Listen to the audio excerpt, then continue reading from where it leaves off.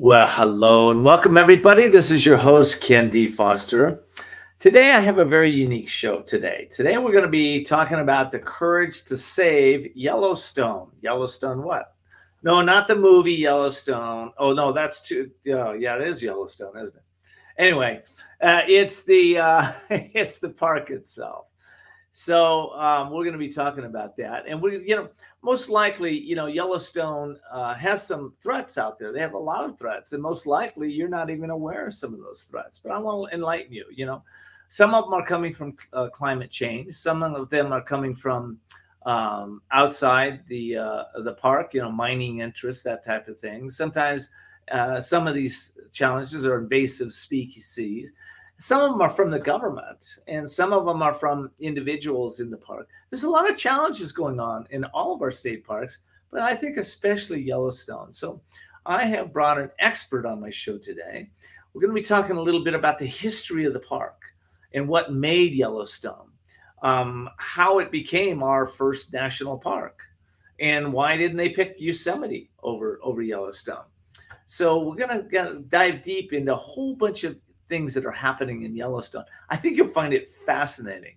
So I hope you'll stay tuned. We'll take a quick break, and then we'll be right back with my guest.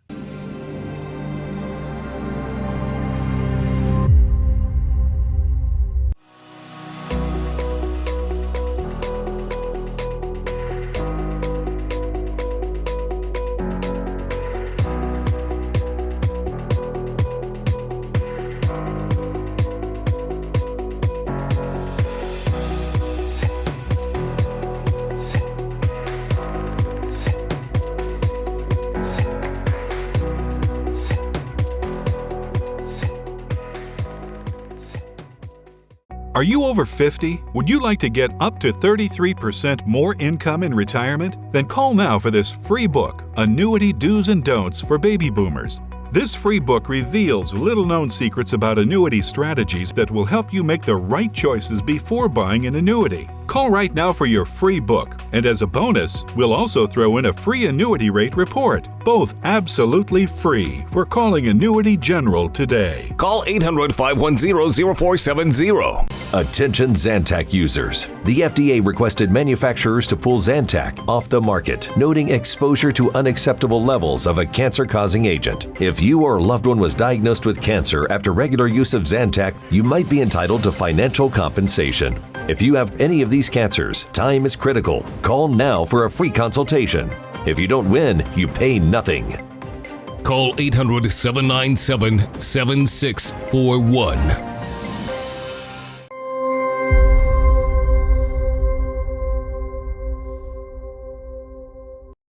Well, welcome back, everybody. My guest is in the studio, Megan Kate Nelson. Megan, welcome to the show.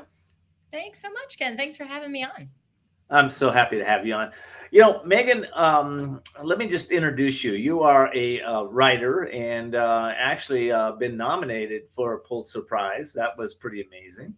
And she's living in Lincoln, Massachusetts. She's written about the Civil War, U.S. Western history, and American culture for the New York Times, Washington Post, Smithsonian Magazine, Preservation Magazine, Civil War Monitor, and I'm sure a whole bunch more. And Megan, we are going to be talking about your new book that's coming out or has come out.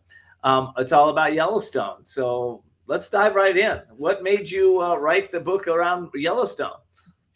Well, I was finishing up my previous book, The Three-Cornered War, and there is a surveyor in that book named John Clark, and I was doing the history of surveying and kind of digging into that. And I ran into this guy named Ferdinand Hayden, a geologist, an explorer, and surveyor who led some of the big surveys in the 1860s and 70s. And I realized that this was around 2018. So I realized that the 150th anniversary of his scientific exploration to Yellowstone was coming up. And then also realized that this was the expedition that led directly to the creation of Yellowstone National Park. And I thought, as a historian, anniversaries are a great time for us to really think about the importance of events and places and why they were important then, and if they are important in the same ways now. So, yeah. That's great. You know, if I go down to Yosemite and I talk to the rangers there, they tell me that Yosemite was the first national park. Wow. When I go to Yellowstone and I talk to the rangers there, they tell me Yellowstone is the first national park. Which one's the first national park? And if so, why was it chosen? Yellowstone was the first federally designated state park, if that makes sense. In 1864, Congress took lands from the state of, or from the federal government actually took those public lands and gave them to the state of California to manage for the benefit of the people. So that was actually the precedent for the Yellowstone Act. But the Yellowstone Act of 1872 is a little bit different in that the government took lands from the territories of Wyoming and Idaho and Montana and gave them to the Department of the Interior to manage. So it's a slight difference. So Yosemite was not considered a national park until 1890 when it was converted from its state status. But Yosemite still extremely important for setting that precedent of preservation. Well, let's talk a little bit about why was the government invested in mapping and controlling Yellowstone, especially during Reconstruction? What was going on there? This was one of the big questions that I had for the book, Ken. I mean, I was like, wait a minute, this is 1872 and 1871. This is right in the middle of Reconstruction. The country is coming back and still trying to recover from this really destructive, traumatic civil war. The economy's in chaos. Congress doesn't have much money to begin with. And so why are they giving Ferdinand Hayden $40,000, which in today's money is about $1 million, to go out and do this scientific survey of Yellowstone, which remained one of the few unmapped places in the country at the time. And I really think it had to do with that traumatic experience. You know, Americans were really searching for something that they could believe in. Something that would make them feel good about the country, that would convince them after all of this horrible, destruction and trauma, really convince them that the United States was sort of back together again. It was unique in all the world and really superior. And one of the ways that Americans had always thought about their country in that way was through its natural wonders. So Niagara Falls, the Natural Bridge in Virginia, and then Yosemite. All of these places seem to suggest that the United States was really unique and special. And I think Americans were really looking for that. And I think congressmen also kind of wanted to fund a project that maybe it was utilitarian in its way. Because it would, create scientific knowledge, and then it would also inform them about what was actually out there and whether they could mine it or farm it or ranch it. But really, there was a kind of interest in discovery and exploration and kind of going into the unknown, I think directly related to that traumatic experience of warfare. Makes a lot of sense. It makes sense that they'd want to find something that would unite the country and bring pride to America. Yeah, so that makes sense. What did they find when they mapped it? I mean, did they find a lot of resources? What did they find? So Ferdinand Hayden entered Yellowstone with a pretty big team of about 50 people, 30 scientists and support staff, and then a fairly large contingent of soldiers to protect them from any possible raids from either the Crow peoples or the Shoshone or the Lakota peoples, who are all kind of operating in the area at that time. And Hayden, he knew that it was likely that Yellowstone was volcanic in nature. These regions were very important to geologists at the time, which were using these places to establish the age of the Earth and to determine how the Earth had evolved over time. Was it through erosion? Was it through these really spectacular volcanic explosions? How did it actually evolve? And so these were the questions he was hoping to answer. And he went in, and the first thing that his team saw, the first kind of feature that we associate with Yellowstone, was what we have come to know as Mammoth Hot Springs, which they called the White Mountain. And they were just astonished. And they went from there. They followed the Yellowstone River. They saw the falls first, then they went up to Yellowstone Lake, and then they entered the Geyser Basin over the course of about 2 months of exploration. And the minute that Hayden really saw the White Mountain and the minute that he saw those geothermal fields, he knew that this was a spectacular, unique place in all the world. He knew, there had been geysers discovered in other countries and other geothermal fields, but none of them were this big. None of them had the amazing array of individual features, especially in the upper and the lower geyser basin. And so he knew immediately that this place was special. He knew it would be really important for science. And he also knew it was very unlikely that farmers or ranchers were going to be able to do anything in Yellowstone Basin. It just wasn't, it wasn't developable in that way. But he didn't really think also there was any potential for gold or copper or silver there. There just wasn't the rock that you would have to have that would be necessary for that. So when he came back, and after it was suggested to him that he start to argue for the preservation of Yellowstone, he made two arguments. One, that this was a special and unique place and should be a scientific laboratory, and two, that it was useless otherwise. Which is this is surprising, but this is one of the major arguments that people always make for saving natural parks. Like, you can't do anything with them. Like Zion, right? That you can't do anything with that canyon. There's nothing. There's a river down the middle. There's very little land. Maybe you could plant it with something, but really it's good for rock climbing and hiking. That's what it's good for, right? And staring up at these sheer walls. But this is one of the arguments, is that was very persuasive, because a lot of Americans, they want to develop land. This is part of the ethic of manifest destiny and westward expansion. And so if there is land to be developed there, then they probably would not have saved it if there had been actual potential for farming or ranching. That's interesting. Well, listen, I got to take a quick break. When we come back, though, manifest destiny is it's on my mind. And how in the heck did the indigenous people, Sitting Bull and the Lakota, how did they assert their sovereignty in these areas? I think that's interesting. So we'll be right back. And then when we come back, we'll talk about that.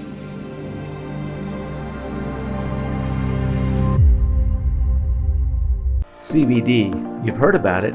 It's helping people relieve chronic pain, improve sleep, and reduce stress. But how do you find science-based products that feel right for you? Feel Good Hemp was started after the founders used CBD oil to help their dad heal from a 3-month-to-live diagnosis.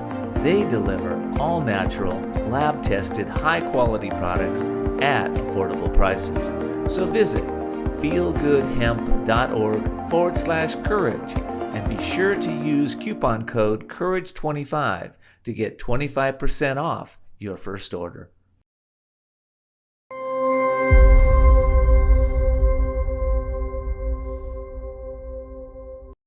Well, welcome back, everybody. Today's show is called The Courage to Save Yellowstone, and we're talking about some of the history of the park here, and then we'll get into a little more of what's going on in Yellowstone. But and first of all, my guest, Megan Kate Nelson, she wrote this amazing book. So before I get into that particular question I just asked, I did want to put the book up on screen so people can see it. So it's Saving Yellowstone, Megan Kate Nelson, and the exploration and preservation and the reconstruction of America. So, Megan, where can people get this book, by the way? You can get Saving Yellowstone wherever books are sold. If you prefer your books in hardcover, you can get it from any bookstore, indie bookstore, or online. And if you would rather read an ebook, you can get that. And if you would rather listen to your books, you can buy it in audiobook. I just love that. And also on the screen, we put your website there so they can go right to the website to get the book too. So great. All right. How did Native Americans, indigenous people, how did they preserve their sovereignty rights when the government was coming in, especially with the manifest destiny doctrine? Yeah. How did that happen? Yeah, it was incredibly hard to do. And by the time Hayden entered Yellowstone, this was 1871, and the two major indigenous groups who lived on the periphery of Yellowstone and who used it most, the Shoshone and the Crow, had already made treaties with the U.S. government and were living on reservations, on the Crow Reservation to the north and the Wind River Reservation to the southeast.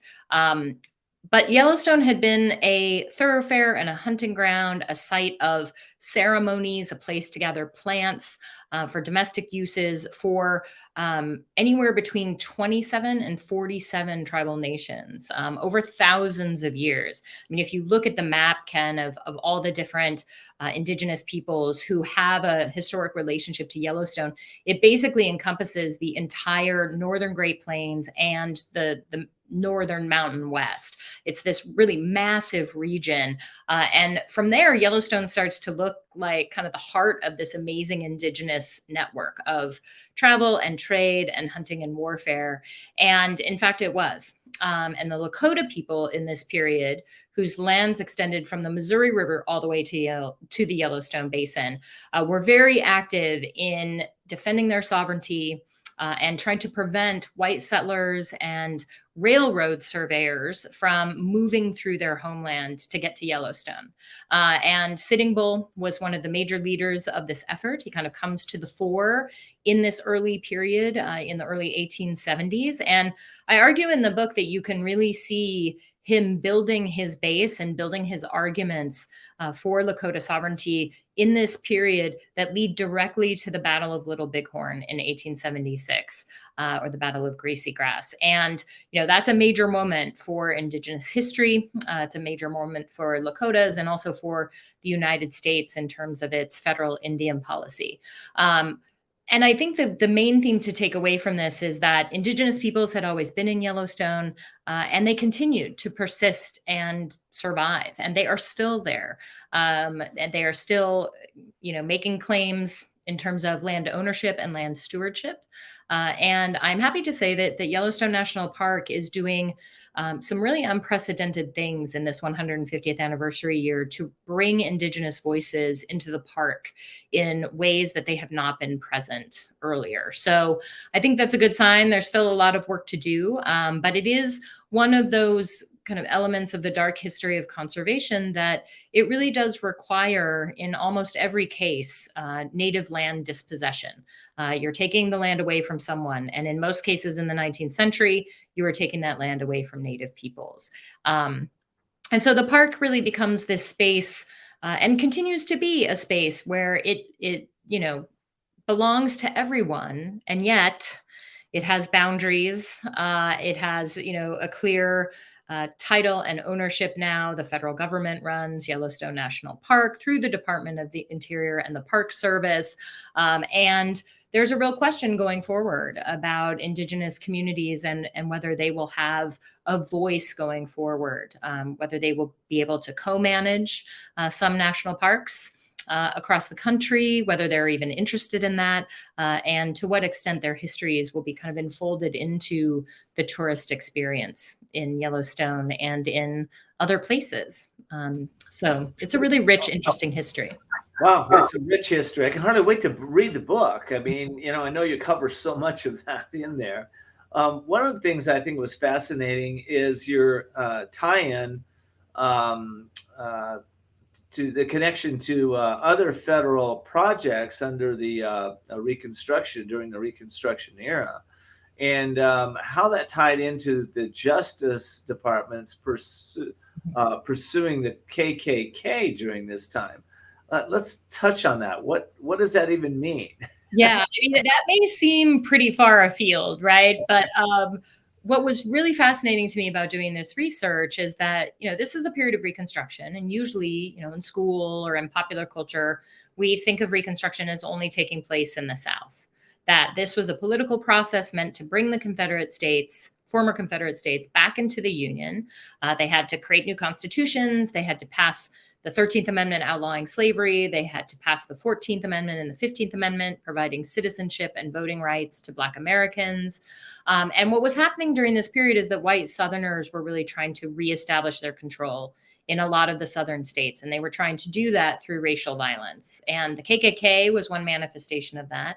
And in 1871, in the same session that Congress gives Ferdinand Hayden money to go to Yellowstone, they're also passing acts, really kind of preparing to launch this campaign against the KKK, making it possible to go after and arrest people for going in disguise around the country at night, and really kind of laying the groundwork for the argument that if a state is not protecting the rights of its citizens, then the federal government has the right to step in and to protect those rights. And so they launched in the fall of 1871, just as Hayden is getting back from Yellowstone. They launch this Department of Justice campaign against the KKK in South Carolina.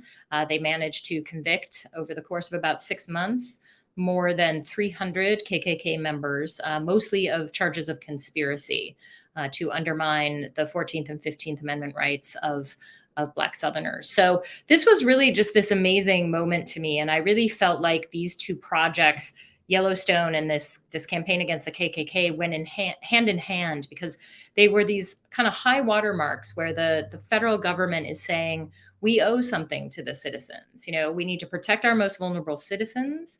And then we also need to provide natural spaces for Americans to go that will provide this kind of democracy of tourism, will be open to all, and it will be for their benefit.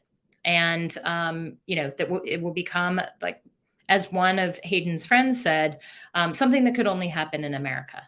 But it was this, assertion of federal power. I mean, that's pretty strong federal action. And so both of these campaigns, they provoked some conversation and some resistance.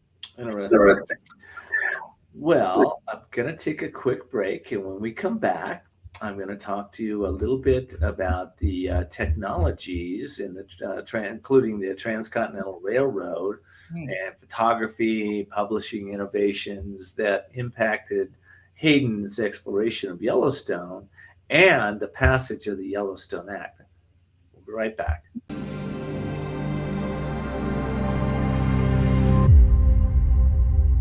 Well, welcome back, everybody. This is KenDFoster, and I'm interviewing Megan Kate Nelson, who is soon to be a best-selling author. She's been a writer for some of the top magazines in the world.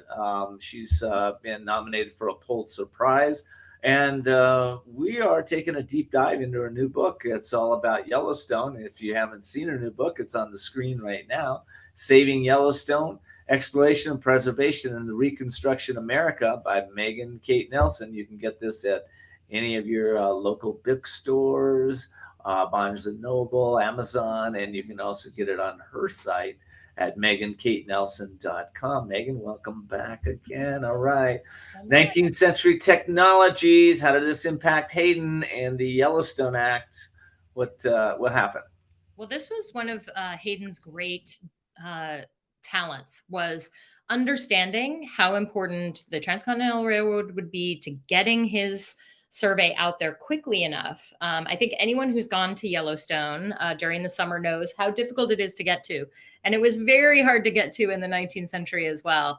And so to be able to take the Transcontinental Railroad out to Ogden, Utah, just in a matter of days from Omaha, and then be able to launch his expedition, really gave him a full season of surveying and exploration before the snows came. So that was hugely beneficial. He understood that was going to be the case, and he made a deal with the Union Pacific to bring him and his luggage and to transport specimens. So that was really important. He also knew how important photography and painting, and then also magazine articles, these new illustrated magazines like Harper's and then especially Scribner's Monthly, would be in communicating what he found in Yellowstone, not only to the greater American public, but also to Congress, because, anyone out there who has ever applied for grant money from any kind of institution knows you make the case to get the funding, then you go and do the project, and then you have to come back and write a big report, right? And so he was writing these reports for Congress, and then he was also simultaneously lobbying for the Yellowstone Act, while he was also lobbying congressmen to get money to go back to Yellowstone the next summer.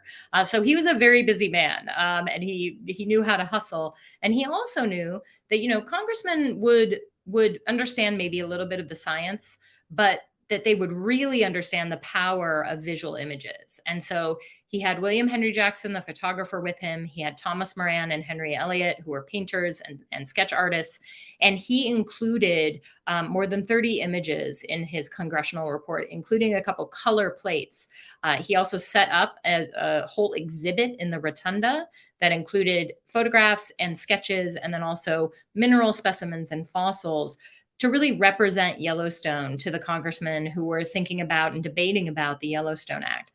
Because he knew that the technology of photography and then all of this, the press that was creating these illustrated magazines would be incredibly convincing in terms of, really suggesting to the American people that Yellowstone needed to be saved, it needed to be preserved as a national park, and that it would be a boon to the nation. Wow. They have a rich history here. Let me ask you something. There's a lot going on, as I mentioned early on in the show, with respect to Yellowstone today. We're talking about native land dispossession. We're talking about, outside influences wanting to come in and mining influences. We're talking about, bugs and insects. There's a lot going on. There's, government policies that are being set. What can the public do? What can we do to make sure that Yellowstone is saved and saved for future generations? Well, I think one thing to be aware of is that climate change is happening and it's affecting Yellowstone just like it's affecting environments across the United States. I was just at a science conference a couple of weeks ago of all conservation scientists who are working in what they call the greater Yellowstone ecosystem. And this is one of the great legacies of the creation of Yellowstone National Park is it became the core of this larger environment, which includes Shoshone National Forest and Custer Gallatin National Forest, and then also Grand Teton National Park, which is right to the south. And it is one of the largest intact temperate zones in the world. And so it is, as Hayden imagined, he would be so thrilled about this. It is a scientific laboratory, and scientists have been able to track climate change in this area in the greater Yellowstone ecosystem and give us a really good sense of what is coming. And Ken, the news is not good. I mean, we are going to see more and more forest fires, more extended periods of drought. Water levels in rivers are going to be lower and lower all the time. And so what we need to do, I think, most to protect Yellowstone is to act now. If we don't act at all, things are going to get very severe and ecosystems are going to be destroyed. And we're probably going to see a fundamental change in all of Yellowstone's features because of that. If we act now, we can kind of lessen that impact. Climate change will still continue, but it will be less severe in Yellowstone and in other parts of the country. So I think that's the number one thing. And then I think the second thing too is if you are going to Yellowstone, just be a mindful, responsible tourist and consider yourself as a tourist a steward of the land as well. I love that. I love it. Well, listen, I've got to wrap up this segment of the show, and we'll be doing another segment for my listening audience that listens to our hour show. But for those of you that are on our half-hour segment, we want to say goodbye to you. Megan, thank you so much for being here, and I really appreciate you. I appreciate what you're doing, and they can get the new book right at megankatenelson.com. Thanks so much, Megan. Thank you. Thank you so much, Ken. Thanks for having me on. And thank you again for joining this segment of the Voices of Courage show. We hope you'll subscribe at voicesofcourage.us to our members area, where you will get some free gifts from our speakers, from myself. Sometimes, again, there's some free tickets. Sometimes you get books. Sometimes you get all kinds of surprises. So hope you'll check us out. And the most important piece is you'll never miss a show when you subscribe. So from my heart to yours, until next time, I hope you continue to see the unseeable and know the unknowable and do the impossible and have a brilliant week.